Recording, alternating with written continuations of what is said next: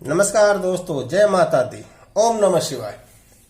आज जो हम लोग विषय लेके आए हुए हैं सरकारी नौकरी के योग, हम लोग अपनी कुंडली में किस प्रकार देखते हैं, इसी की चर्चा आज हम लोग करेंगे। दोस्तों, बहुत सारे व्यक्ति, बहुत सारे नौजवान जब अपने शिक्षा प्राप्त करके जब मार्केट में आते हैं तो वो सरकारी नौकरी के पीछे पड़े रहते हैं कि किस प्रकार हमें सरकारी नौकरी मिले। बहुत मेहनत करते हैं, बहुत प्रयास करते हैं, बहुत अटेम्प्ट देते हैं, फिर भी कुछ लोग ही सरकारी नौकरी प्राप्त कर पाते हैं और अधिकांशतः लोग प्राप्त नहीं कर पाते हैं। क्या वो लोग मेहनत नहीं करते हैं? अवश्य करते हैं दोस्तों।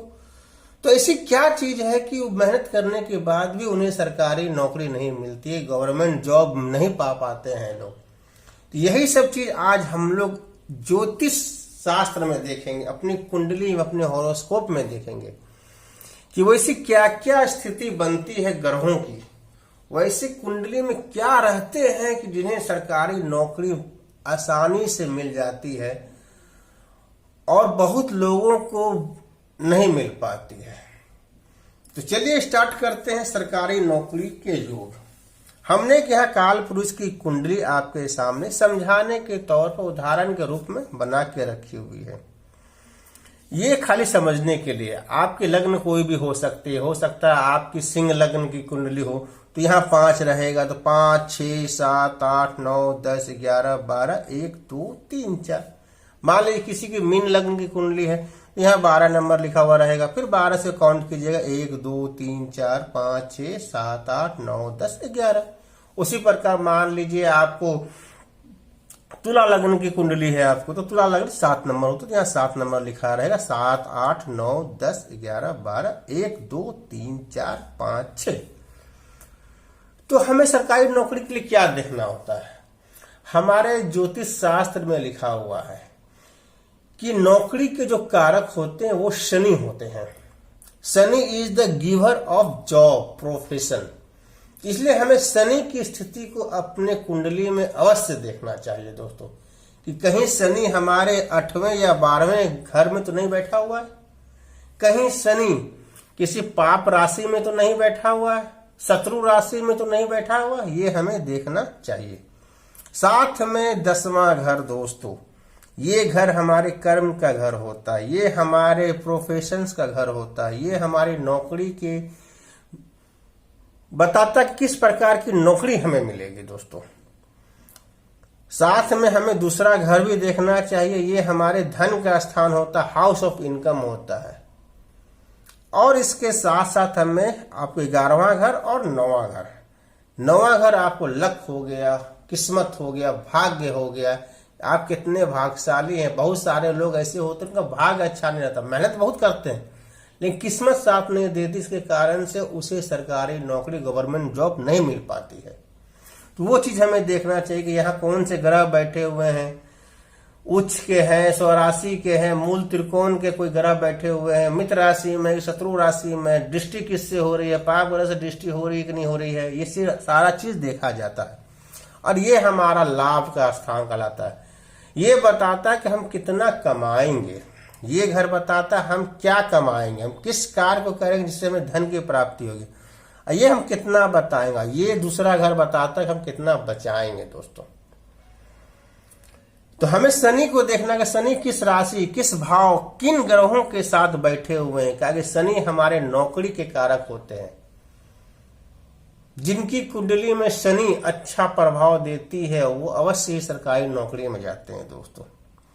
मैंने बहुत सारे लोगों की कुंडली को देखा और अध्ययन किया है, और हम जो कंक्लूजन मैंने निकाला है तो हम ये देखे हैं कि अधिकांशतः जो भी व्यक्ति की सरकारी नौकरियां होती है, जो सरकारी नौकरी कर रहे हैं या जो नौकरी भी कर रहे हैं दोस्तों, हम नौकरी की भी बात करेंगे, जो नौकरी भी कर रहे हैं, अच्छे प्रोफेशन में नौकरी कर रहे हैं, अच्छी तनख्वाह पा रहे हैं, धन अर्जित कर रहे हैं, उनका कहीं न कहीं 10वां स्थान दोस्तों में सूर्य, चंद्रमा एवं मंगल का प्रभाव रहता है।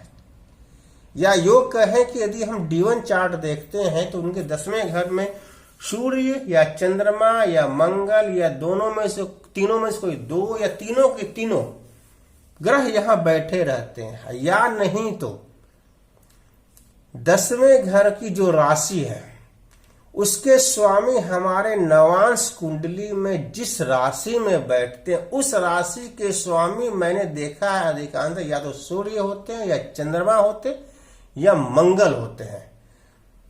मैं 100% तो 100% तो नहीं कहूंगा, लेकिन अधिकांशता का कहने का मतलब है कि 80 से 90% कुंडली जो नौकरी कर रहे हैं उनकी कुंडलियां मैंने देखा, चाहे वो सरकारी नौकरी में प्रशासनिक सेवा में ही क्यों ना हो, चाहे वो ऑफिसर्स रैंक में ही क्यों ना हो, चाहे वो क्लर्क रैंक में ही क्यों ना हो, चाहे वो आपको लोअर रैंक में ही क्यों ना हो, यदि सरकारी नौकरी है, यदि वो कोई नौकरी भी कर रहे हैं तो सूर्य चंद्रमा या मंगल किसी न किसी प्रकार उसके कुंडली में अपना विशेष महत्व प्रदान करता है दोस्तों।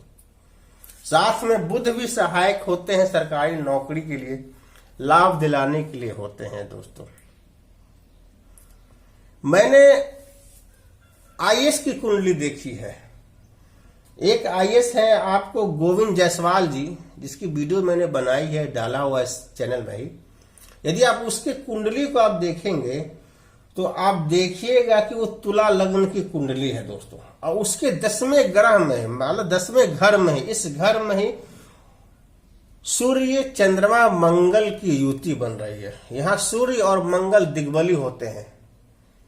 इस प्रकार उनको प्रशासनिक सेवा का योग में सफलता मिले। साथ में यदि उसकी शनि की स्थिति को देखेंगे कुंडली में दोस्तों हम, तो उसकी शनि लग्न में ही बैठी हुई है सर दोस्तों, अर्थात शनि बलवान है। तो शनि क्या है? नौकरी के कारक। शनि क्या? सेवा, नौकरी इत्यादि बताते हैं, वो है आपको। उसी प्रकार आप एक प्रतिभा जी हैं, प्रतिभा वो भी उत्तर प्रदेश की हैं, उनके भी यदि मैं कुंडली में देखा है D1 चार्ट में, तो उसके जो लग्न कुंडली के 10वें घर में ही चंद्रमा, गुरु और शुक्र बैठे हुए हैं। चंद्रमा यहां आगे 10वें घर में बैठे हुए हैं, जिस प्रकार उन्हें सफलता प्राप्त हुई। और यदि हम शनि को देखेंगे तो उनके पराक्रम भाव में बैठे हुए हैं, और वो मित्र राशि गुरु की राशि में बैठे हुए हैं, 9वें नंबर की राशि धनु राशि में बैठे हुए हैं दोस्तों। इसी प्रकार हमें जो सरकारी नौकरी है उसमें सूर्य चंद्रमा मंगल को देखना है। 10वें भाव में किसी प्रकार भी वो अपना इम्पैक्ट बना रहे हैं कि नहीं बना रहे हैं। यदि नहीं बना रहे हैं तो 10वें भाव में जो राशि है उसके स्वामी नवांश कुंडली में देखिएगा कि वो सूर्य चंद्रमा मंगल से किसी प्रकार का भी संबंध बन रहा नहीं बन रहा है। यदि बन रहा है तो आप मान के चलिए कि सरकारी नौकरी मिलेगी ही मिलेगी। आपको सरकारी नौकरी की तरफ अपने आप को प्रयत्न करना पड़ेगा, आपको अवश्य मिलेगी। यहां मैं कुछ आपको सूत्र बताना चाहता हूं जिससे आप अपनी कुंडली में भी देख सकते हैं कि क्या हमारे कुंडली में सरकारी नौकरी के योग है भी कि नहीं है। कि बिना मतलब का मैं मेहनत कर रहा हूं, मुझे नौकरी नहीं मिलेगी, मेरे समय भी पार हो जाएगा, फिर बाद में मैं कुछ कर ही नहीं पाऊंगा। यदि मैं पहले से ही जान जाऊं कि हमारे कुंडली में सरकारी योग है कि नहीं, गवर्नमेंट जॉब के योग है कि नहीं, यदि है तो हम उसकी तरफ प्रयास करेंगे और सफलता अर्जित करेंगे। यदि हमारी कुंडली में योग है ही नहीं, कितना भी मेहनत हम कर ले लेकिन सफलता नहीं प्राप्त हुई, तो समय बर्बाद करने से क्या फायदा है। तो कुछ सूत्र है। अब मान लीजिए किसी के भी कुंडली मेष, मिथुन, सिंह, वृश्चिक, वृष, तुला लग्न में से किसी भी लग्न में हुआ हो एवं गुरु और शनि लग्न कुंडली में केंद्र या त्रिकोण में स्थित हो, मतलब पहले, चौथे, 5वें, 7वें, 9वें और 10वें घर में यदि गुरु और शनि स्थित होते हैं तो ये एक प्रकार का सरकारी जॉब का प्रबल योग बताता है दोस्तों। मान लीजिए कि गुरु और शनि यहां बैठे हुए हैं, लग्न में बैठे हुए हैं, तो गुरु क्या है? अपनी 5वीं दृष्टि से 5वें घर को देखेंगे, 7वीं से 7वें घर को 9वीं से भाग को देखेंगे दोस्तों। यही हो गया। अब गुरु मान लीजिए सोच के मेष लग्न कुंडली है तो सूर्य से भी इनका इम्पैक्ट हो गया, इनका गुरु से भी इम्पैक्ट, खुद 9वें घर के खुद स्वामी है, जाके लग्न में बैठे हुए हैं आपको हैं। और यदि सूर्य हमारे, या तो आप मान लीजिए चौथे घर में बैठो या 10वें घर में बैठो, सरकारी नौकरी का योग बन जाता है दोस्तों। उसी प्रकार शनि है, शनि अपने तीसरे घर से पराक्रम को देख रहे हैं, तो यहाँ शनि बैठे हुए हैं, पराक्रम को देख रहे हैं। 7वें घर से आपको देखिए सप्तम भाव को देख रहे हैं, और 10वें घर से दोस्तों कर्म भाव को देख रहे हैं। शनि का किसी ने प्रकार पड़ रहा है आपको कर्म भाव से। शनि हमारे नौकरी के घोतक है, सरकारी योग आपको मिल सकता है। अब हम दूसरा सूत्र आपको बताते हैं। यदि केंद्र में चंद्रमा गुरु, केंद्र अर्थात पहला, चौथा, 7वां, 10वें घर में चंद्रमा गुरु या चंद्रमा मंगल की युति बनती है, तो ये भी एक बहुत प्रबल योग बनाता है सरकारी नौकरी का दोस्तों। उसी प्रकार तीसरा सूत्र होता है चंद्रमा, यदि चंद्रमा हमारे सुख स्थान में बैठ के उस दशम स्थान को देख रहा है, या किसी प्रकार से चंद्रमा का संबंध दशमेश से हो जाए, तो ये भी एक तरह सरकारी नौकरी का प्रबल योग बताता है। और आपको एक चौथा सूत्र बताना चाहता हूं। सूर्य यदि हमारे धन भाव में बैठे हुए हैं, किसी प्रकार से सूर्य दशमेश से संबंध बना ले, अर्थात दशमेश यहां बैठ जाए, 8वें घर में मान लीजिए दशमेश बैठ जाए, या दशमेश खुद जाके धन भाव में बैठ जाए, तो इस प्रकार भी सरकारी नौकरी का योग हमें बताता है, क्योंकि सूर्य का इनडायरेक्ट रूप में कर्म भाव से संबंध बनता है। इसलिए मैंने यहां लिखा था दोस्तों, सूर्य चंद्रमा मंगल मुख्य ग्रह होते हैं सरकारी नौकरी के, प्रशासनिक सेवा के, गवर्नमेंट जॉब के लिए। सबसे पहले हमें अपनी कुंडली को देखना है, हमारे कुंडली के दशम घर को देखना है। दशम घर में यदि सूर्य, चंद्रमा या मंगल, तीनों में तीनों कोई दो भी बैठे, अकेला चंद्रमा भी बैठे, अकेला मंगल भी बैठे, और साथ में शनि हमारे शुभ स्थान पर बैठे, तो सरकारी नौकरी 100% आपको प्राप्त होगी। वैसे व्यक्ति को सरकारी नौकरी की तरफ ही जाना चाहिए, प्रयत्न करना चाहिए गवर्नमेंट जॉब के लिए, और सफलता अवश्य मिलेगी दोस्तों। तो हमें आशा है कि आपको ये वीडियो अच्छी लगी होगी दोस्तों।